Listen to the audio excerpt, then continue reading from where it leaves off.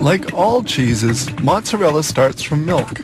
To assure good milk quality, the interior and exterior of tank trucks transporting milk must be washed after being emptied. A tank such as this one can carry an average of 30,000 liters of raw milk at a temperature of 3 or 4 degrees centigrade. Raw milk destined for cheese making contains 3.8% fats and 3.3% proteins.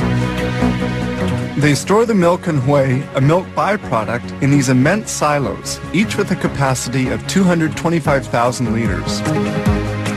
This milk separator extracts surplus cream to adjust the percentage of fat according to the type of cheese to be made. Fabrication begins with this tank, which feeds the pasteurizer. Pasteurization sterilizes beverages which can easily ferment. Milk samples are drawn off to precisely determine their milk fat and protein content. Tests are carried out in this laboratory where they impose controls. These test tubes contain milk samples which will undergo microbiological analysis. Milk quality must be impeccable.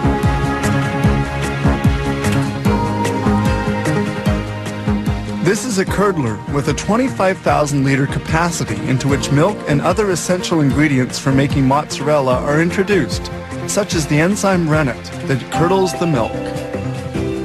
This mix must be well stirred and cooked. The agitators are used to cut the whey into little lumps. This step takes about 30 minutes.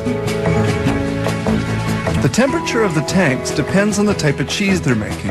Agitators continue stirring the milk. Once cooking is done, the whey is pumped onto tables to be drained. It stays there for about 25 minutes. The solid and the liquid are now well separated.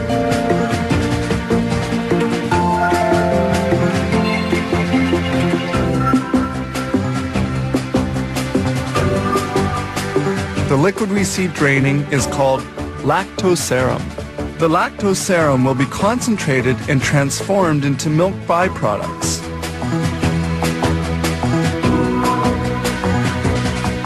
The water has been almost entirely extracted and the cheese particles are now sufficiently dry.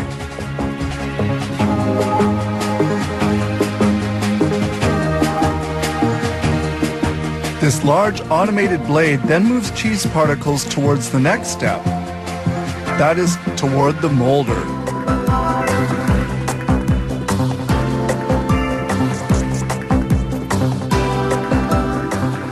In the molder, the cheese is cut up before being carried to the cooker, the final processing step. It appears that this mozzarella has just the right texture.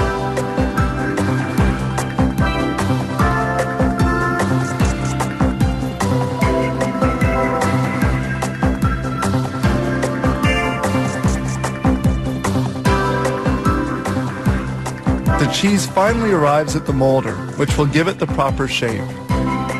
Each mold has a 2.5 kilo capacity and is rectangular.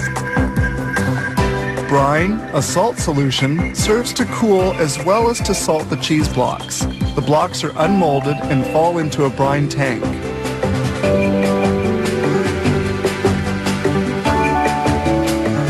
Following on, the cheese blocks will remain in another brine solution for a while. They are then carried by a conveyor towards another tank, where they will be immersed for 4 to 10 hours at a temperature of 2 degrees centigrade.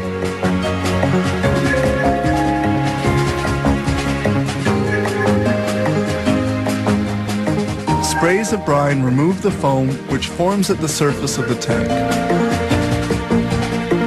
The 30,000 liters of milk that we saw coming in by truck at the beginning have enabled them to produce some 1,400 blocks of cheese in only 8 to 12 hours. The cheese blocks are finally vacuum packed, ready for shipment.